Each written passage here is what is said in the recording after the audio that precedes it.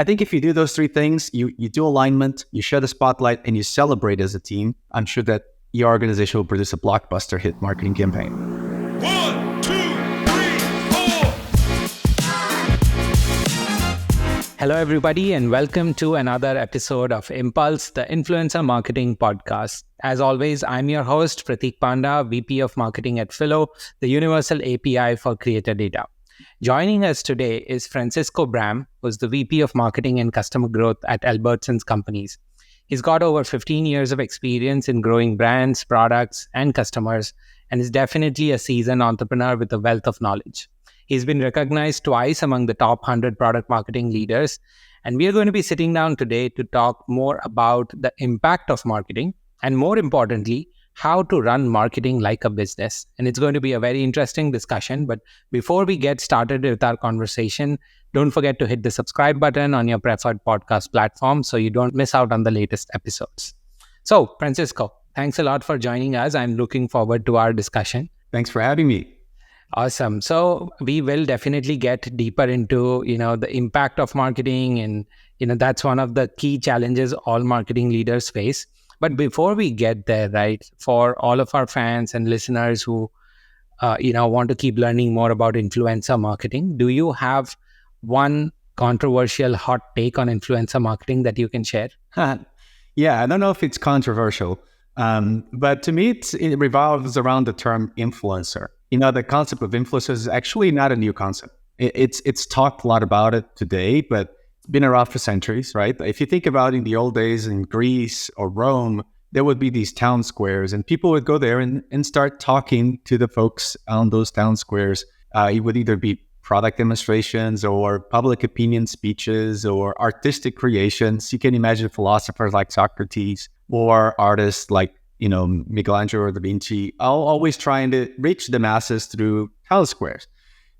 So they were thought leaders, right? They were creators. They were people who were trying to influence others. But I think when we talk about influencers today, that term sort of became a little bit negative, right? Actually, something that people would either make fun of or not respect. And it's not really fair because you're bundling a bunch of different influencers into the same term, right? You have thought leaders. Like those are people who are experts in their industry that really understand their industry and they want to reach the masses and educate people. I've learned so much from influencers on personal finance, for example. They are then the content creators. Those are people who actually spend a ton of hours a day thinking of creative ways to engage you and entertain you and make, your time fun and exciting and meaningful. And then you have what we also call brand ambassadors. Those are people who, have a large following and they help brands reach that following, right? So I think why is this controversial to me when I talk about influencers? Because in marketing, especially corporate marketing, you have to be aware of how the executive team perceives influencer marketing. Because your job in marketing is how do I going to bring more customers to your stores or to our online conversions? How do I get our brand more out there? And if you come into an executive meeting and you're saying, I'm going to do an influencer campaign, you can look in the faces of people and they're going to start twist and roll their eyes. And so ideally, you have to reframe the conversation. Instead of labeling influencer marketing campaign, think about it as the different tactics you're going to deploy. Thought leaders who can shape the industry's future. Brand ambassadors who generally believe in our products. Creators who can craft engaging and innovative content. Right. So by doing that, you infuse positivity, inspiration into the strategies. And I think to me, that's the most important thing. You have to shift the narrative away from how people perceive influencers to the actual work that influencers can bring and drive for your brand. That makes absolute sense. And on that topic, right, like the whole thing around bringing a narrative in the best possible way to your executives, right? You talk a lot about the impact of marketing, or even how do you communicate the best marketing strategies so that your team and especially the executive team understands what you're trying to do, right? What is your perspective around, what's the best way to demonstrate this to your exec team? Yeah, so I think you have to treat marketing in today's world more than ever as a P&L, profit and loss statement, right? Or a business. In the old days, if you think about marketing 20 years ago, and somebody says, I do marketing, you would sort of understand what they do. And it was always associated with brand, right? Like, oh, you do brand marketing, you're trying to get people emotionally connected to the company. But in today's world, because of the evolution of technology, internet, and the phone and everything, today, if you say, I'm in marketing, that's really broad. I don't necessarily know what you do because you have performance marketing, you have content marketing, you have product marketing, you have CRM, you have B2B. I mean, there's so many different specialized fields in marketing, right? So your job is to look at the marketing org and how each function plays in to drive the best outcome to the business. So the way that I go about getting customers or the executive team excited about my plans is always tying back to the overall business objectives. So I'll give you an example how we do it here. Every year, and we're now in the planning phases for next year,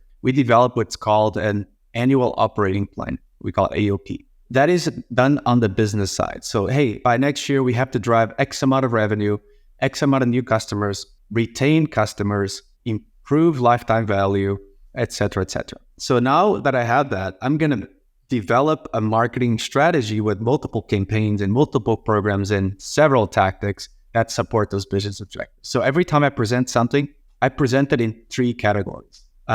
Marketing impact to the business, marketing performance, and marketing engagement. And they're all very different, right? So let's start with the simplest one, marketing engagement. That means of all the things you put out there, how are people engaging with your content? How many impressions do you have? How many clicks? How many shares? How many downloads, site visits? That's all called marketing engagement. And that's important because you want to show that your tactics are effective. Then I want to show marketing performance. That's when you look at more businessy metrics, such as what is my ROAS, which is the return on ad spend, right? What is my marginal ROAS? What is my customer cost of acquisition? What is my marketing ROI, right? And so you have to be very comfortable with these metrics because that's how you establish credibility. And then you have marketing impact to the business. That's when you talk about attribution, marketing attribution. So you look at the total sales of that period, and you say, at this, marketing drove 20% of sales. For example, my team last year drove $520 million in incremental revenue. That means that revenue wasn't going to be there if marketing didn't drive it. And I could tie that back to all the tactics we did through marketing mix model. So when you do that, people start to look at you as a profit center, right? Hey, here's a function that actually contributes to the overall growth of the company. It's not just about brand building. That's really important. You have to do that because that's important for retention and customer lifetime value. But you also need to, have really effective ways of reaching customers, and influencer marketing is one of those ways. And that's how you then have to look at what influencers can do and how the return on that investment looks like. Like they have 5 million customers. We could take this money and put it into, let's say, advertising on Facebook, but we probably wouldn't get the level of engagement we get with influencer marketing because the followers from influencers are very engaged with these influencers. And we know that 60% of all purchases were referrals or because family told us about it or someone we trust mentioned it. And influencers have that trust, right? And so for me, that's about me telling that story internally. And that's why we pick very carefully who we partner with. It's not enough that you have followers. We have to look at the type of followers you have and how engaged they are, right? So for us, it's really important that your brand as an influencer and your followers really align with our brand principles and our tone of voice. Got it. And how do you go about, finding these influencers and really assessing whether their tone and, content really matches your brand's persona? Yeah, it all starts with your strategy. Like, what is our strategy? Let's say we want to grow. I'm going to give you an example. Let's say we want to grow our pet business. We sell pet products. So we want to reach pet owners, pet parents, right? So our strategy is to reach the Gen Z and millennials who own a pet, because during COVID, the amount of millennials and Gen Z who actually bought a pet more than tripled during that time. So we know there's a new population of pet parents, brand new, and they probably are going to be looking for places to buy their toys, their treats, their supplies. So that's the strategy. How do we go about penetrating the millennial and Gen Z segments for pet ownership? Okay, now let's build a marketing brief. We write the marketing brief, and it's about key insights that we understand about those parents, what they care about. For example, the millennial and Gen Z parents, they treat their pets as family. In fact, they are willing to spend more money on the health and care of their pets than on themselves, and even taking credit card debt to care for their pets. This is all insights we've gathered, right?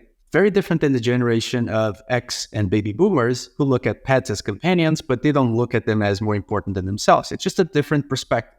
So that's our marketing brief. We take that marketing brief and we send it to our partners, which could be a creative agency and can also be a demand gen acquisition agency. And so then the acquisition agency will come back and say, here are a set of influencers we identified that actually fit with your target audience, that actually seems to have a following that is also within that same segment, and look at the posts they have where they treat their pets as if it's their baby, and it should be because they are their fur babies, right? But we look at their content. They bring in examples of their content. We look at the demographics of their audience. We look at the channels that they use, and we then pick the ones we want to partner with. We then connect to those influencers and we tell them about our strategy, our marketing brief, and we work on creating content that aligns with our tone of voice, but also feels authentic. That's really important, right? You can't come across as advertising for a brand because followers can spot that really quickly. So we want to pick influencers that already, for example, make content for pets, and we just want to offer an incentive for their followers to look at us as a consideration. So at times we offer discounts. We say, if you decide to go to any of our stores, buy products for your pets, we give you $75 in free groceries, for example, right? We have to do something for their followers as well. And so why would an influencer want to do this? Because the influencer cares about the followers, and here's a way for the influencers to give something back to the followers. So that we have to think about that partnership. This should be a win-win.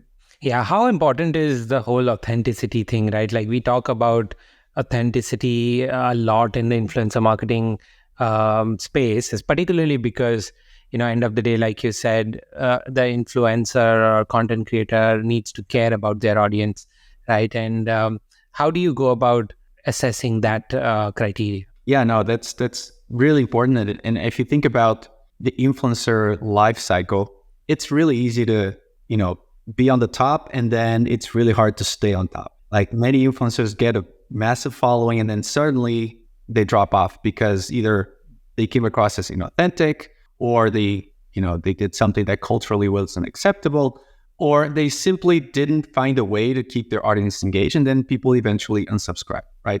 So a way to maintain that audience is to remember why you got that audience in the first place. And that's because you show an authentic side of yourself that people relate to, right? Hey, I see this person treating the dog like if it's like a real important family member, walking the dog to the beach and playing with the dog and creating really funny content with the dog.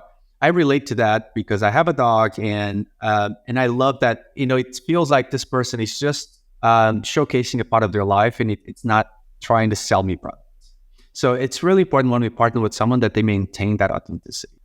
We would never go to them like we go to an advertising agency to promote a product on TV, right? Because it's a different medium, right? If I'm going to use an influencer, I want the influencer to continue to create the content that has been successful to date, and just find a way to include our products while at the same time making the customers rewarding their followers, so they don't feel like, oh, now that you're popular, you're just trying to sell me products. No, we don't want to break that relationship with the influencer and the partners. We want to make sure that, hey, it comes across as I care about you. And so I found a partner like Albertsons Companies, Safeway, or Vons, or Jewel Osco, any of our supermarket chains, who is willing to give you $50 in free pet products if you just decide to visit their store and try it out. And so I thought this was a great deal, and I wanted to share it with you all. And they needs to feel that way. Like otherwise, nobody wants to scroll on Instagram or TikTok to look at advertising. Everybody hates that, right?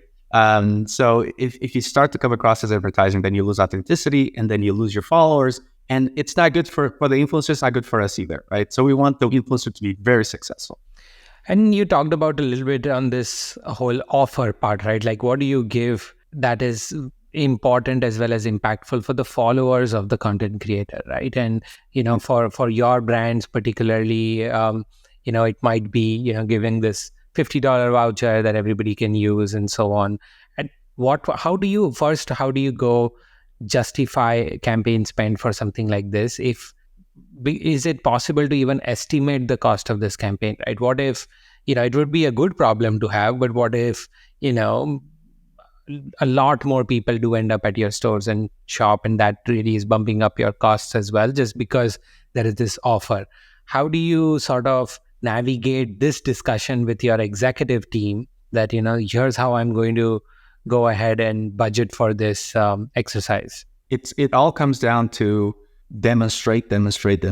Meaning, first thing you want to demonstrate is that giving a coupon or an offer really drives higher sales. So you want to prove that first. So one way to do it is you're going to give out a coupon to regular customers, and you're going to look at their shopping history before they got the coupon and the shopping history after they got the coupon. And if their basket size goes up, think about this. If you have a $50 coupon, you're probably going to feel more inclined to buy more, right? Because you know you're going to get $50 off.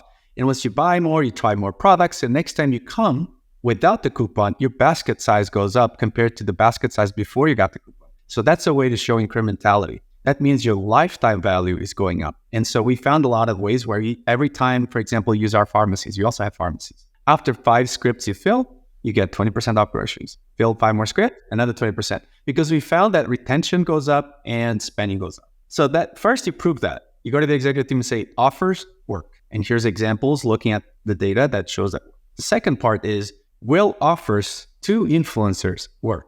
So that's a different thing you have to test. So you have to do some A/B testing. You're going to take the same exact campaign, and you're going to take one influencer and another comparable influencer with the same amount of audience reach and the same level of content. And one is going to offer $50 coupons for pets, and the other one is not. And then you're going to measure how many more people signed up and converted and used that offer versus those that didn't. And it's another way to show and come back to your executive team and say, look, we were able to get 30, 40% more people shopping at our store than with the other influencer because they had an offer.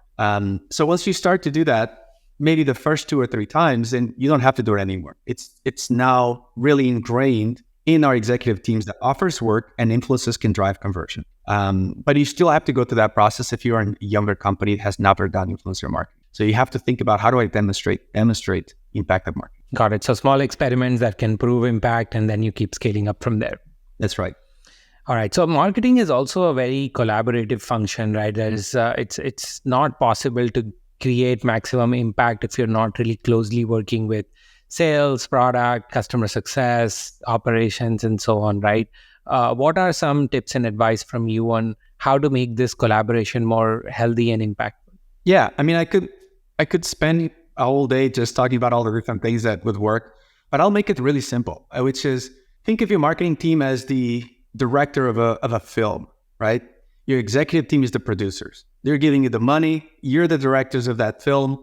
The other departments, you can think of them as actors in the cast of that blockbuster movie, right?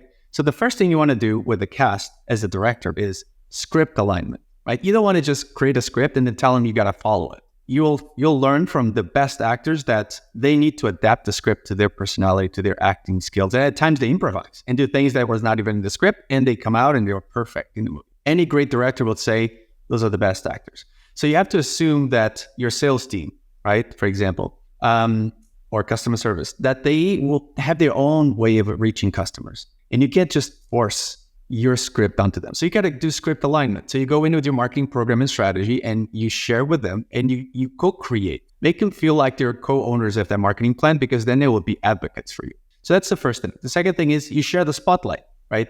If you create a movie and you only give credits to the director and you don't give credits at the end to all the actors, I don't think actors will be happy with it. You should give credit to everyone that performed. And that means internally, you find ways to bring in those stakeholders and share the spotlight of, hey, this program is working really well, and we couldn't have done it without the support of XYZ.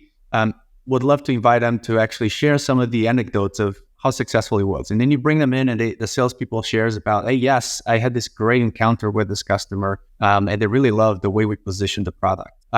So that's another way to do it. You share the spotlight. And finally, you celebrate, right? It's almost like going to a premiere. When you launch it, you celebrate it. For example, we just reached a milestone recently where we launched a product 6 months ago, a digital app, and we just reached 1 million customers last week. And what do?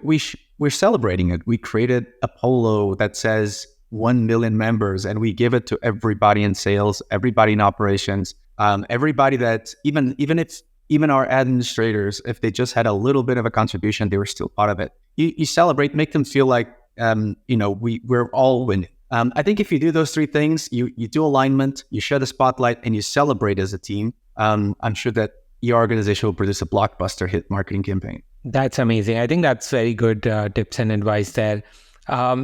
Another thing primarily around, planning and nurturing these partnerships right now, there is this growing trend around influencer marketing, and some channels are relatively easier to attribute and measure impact on, whereas others aren't. But, as part of the marketing mix, you will continue to do a variety of these different things and you'll build on those partnerships, right? For what have been your challenges around the attribution part? Has it been very straightforward for you? Is there still some sort of challenge there? And especially if you bring in influencer marketing into the mix, how does that change your attribution model? Yeah, attribution is probably the biggest challenge that any new marketing leader will encounter, because it goes back to our beginning of the conversation. Like, how do you establish yourself as a credible leader, a profit center for the organization? It's all about demonstrating results, and you can't demonstrate results if you don't have attribution. So I spent probably 9 to 12 months when I first got my current role, just trying to establish a way to attribute marketing impact. And I still have a lot of things to do. It's a lot easier when it's grocery, but when you talk about pharmacy, pharmacy has specific regulations like HIPAA marketing rules, and you can't really follow a customer journey because it's healthcare related. It's an independent journey. So how do you know that your marketing is working? So you have to find ways to demonstrate the impact of marketing while being compliant.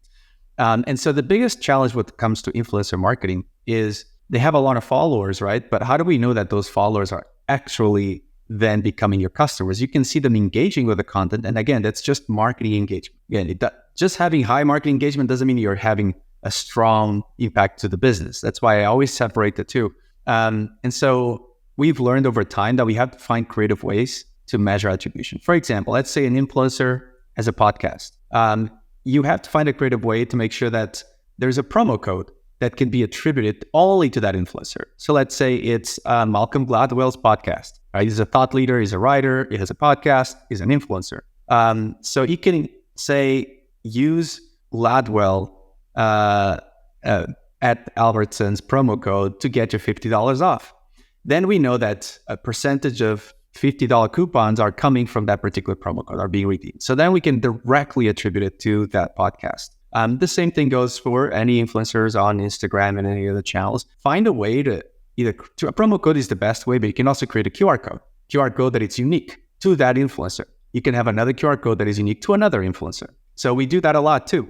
We even do that in signage. So when you go into any of our supermarket stores, you have a lot of signs in the store, and every sign has a unique QR code because we want to make sure that we know exactly what sign is driving the most impact. Because at times, you don't have to invest in all signs, especially if you know that 20% of the signs are driving 80% of the revenue. Then let's just focus on those 20% of the signs. So it took time to get here, but I think we're in a really good place. And finally, invest in marketing mix modeling, which uses regression analysis to look back at your performance data from a company and your marketing performance data, and it sort of very reliably actually matches the two.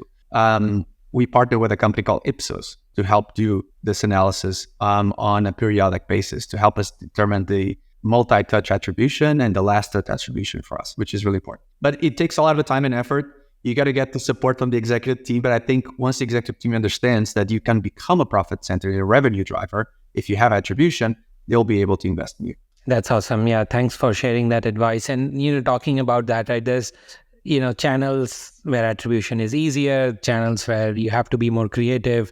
But talking about channels, right, not just channels, actually, there is a lot of consumer behavior shifts that keep happening, right? You mentioned one as an example that during the pandemic, a lot more people adopted pets or, became pet parents.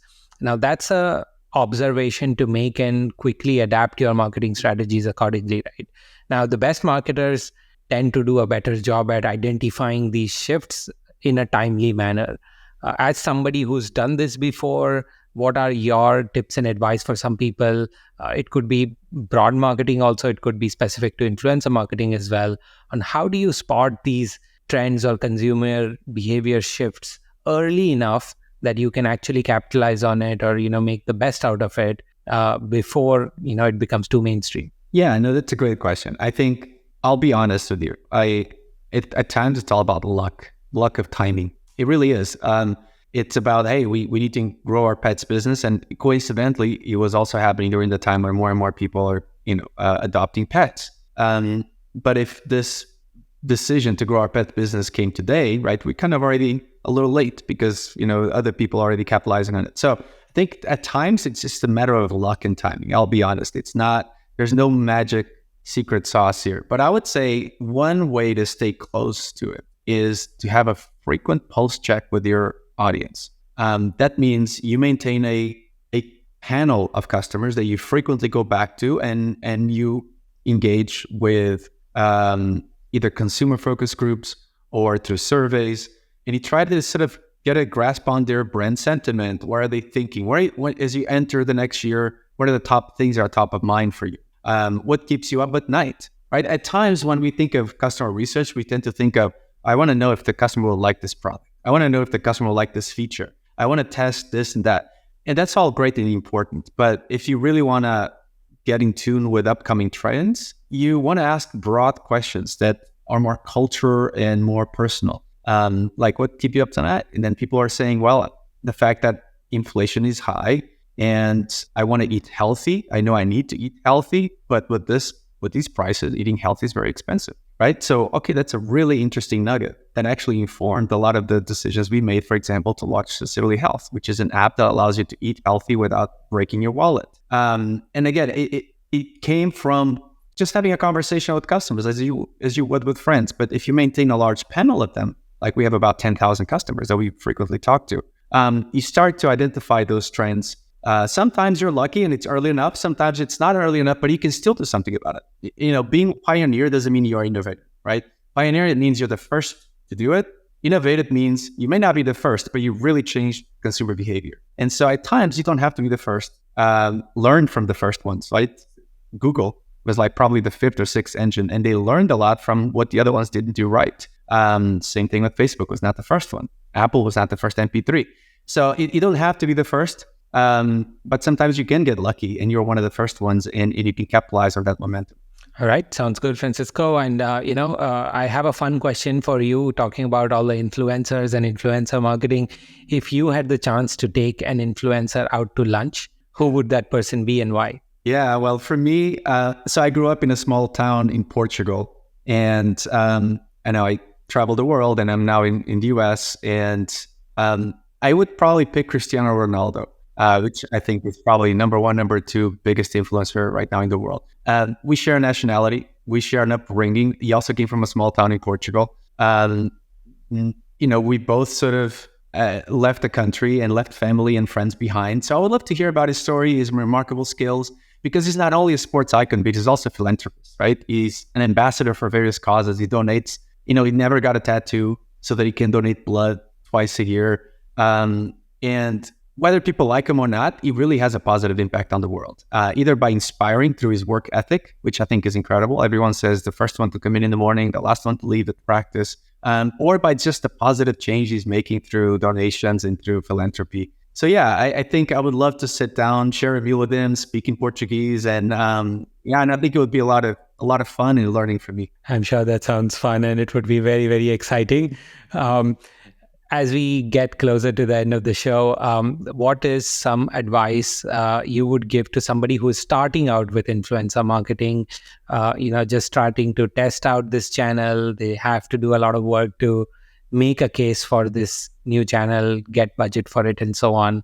What is some advice you would give for all the early career, or not really early career, but people who are just starting out with influencer marketing campaigns? First, embrace failure. You're going to fail, and that's okay. Because I read somewhere the other day that if you're always afraid of failing, right, you never get to the success, because people who are successful, they failed a lot throughout the way. And so for me, like, be okay to test, experiment, and fail. But so start small. Start small.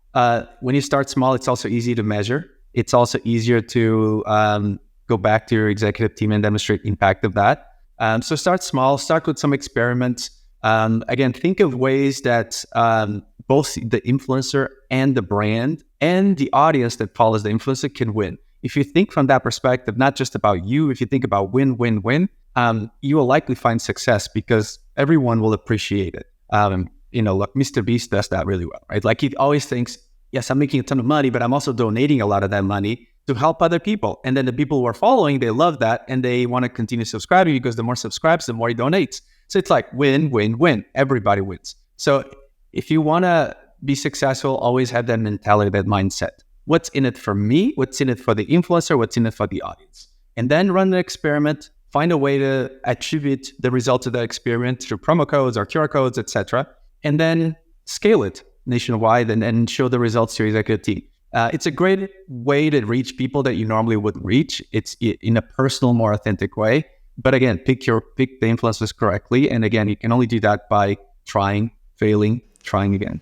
I think that's a great message. Embracing failure is actually very, very important, not just as a marketer in general as well, but especially so important for marketers. And one thing that at least, I've started to do more recently is within our team, we make a conscious choice that every quarter we are going to run at least 1 or 2 new experiments. The experiment could be, existing channel, new process, or it could be testing out a new channel with something that we have existing, right? So, but the idea behind that is, of course, you are showcasing this as an experiment to your exec team. But a new thing that I've started to add also is what could potentially go wrong. Because the thing that we typically end up presenting is the best case scenario, and rarely does that happen. As you understand the channel better, you've been doing it a long time. Yes, you'll get better at those estimates, but in most cases, what we are presenting as marketing leaders is typically the best case scenario. Do you think that, it's a good idea to also have that sort of reality check that, this is the plan, but here are possible scenarios why it could go wrong? I think that's an incredible way to do it. So this actually started with medical surgeons. It's called a pre-mortem, right? Surgeons used to do a post-mortem, meaning the patient died. What happened? Why did he die? What are all the things that went wrong what could have gone right to make the patient survive? And then they started to realize, why do we do this after? Let's do a pre-mortem. Let's think of all the reasons of things that could go right and wrong and have a plan for each one of them. And so I actually wholeheartedly believe in a pre-mortem for marketing as well. And you do this, it could be done in a simple way. I've done this before, which is you can create 2 headlines of a newspaper article. The content of the article is empty, but one headline will be, let's say, Albertsons Companies launches a new product that drives 50% increase in sales and customer satisfaction. The other article would be, Albertsons Companies launches a product that customers really hate and is driving negative friction to the store, as an example. Now you have those 2 headlines, and then you have people across different departments, across different teams, from sales to product to marketing, write down all the things that come to mind for one. You divide the group in 2. One group will think about the positive ones, and then the other group will think about the negative ones. And they will write things that you didn't even think of, like things such as, macroeconomic things to microeconomic things. And what you do with that information is you draft a plan, like you said. Here's a plan. Here's everything that we need to make sure we focus on to drive success, but here's the things we need to pay attention to ensure we don't fail. And here's a backup plan in case things that are outside of our control, like macroeconomic things happen, but we're ready for it. It takes time, but that discovery of a pre-mortem is so important. I don't think I've met many leaders who actually do this, but I've learned this in Stanford Graduate Business School, and I never forgot it. And so once in a while, I love doing that. That's awesome, Francisco. Thank you so much for sharing all your insights. I think this was an amazing conversation. Lots to learn from this conversation. Thank you so much for spending time with us. It was great having you on the show. Likewise. Thank you for having me. Impulse, the influencer marketing podcast, is brought to you by Philo. Philo is the easiest way to get access to authenticated creator data from hundreds of different platforms. To know more about Philo, visit getphilo.com. That's getphyllo.com.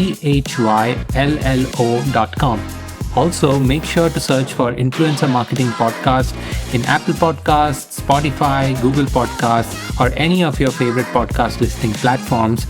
And don't forget to click subscribe so you don't miss out on any future episodes. On behalf of the team here at Philo, thank you so much for listening.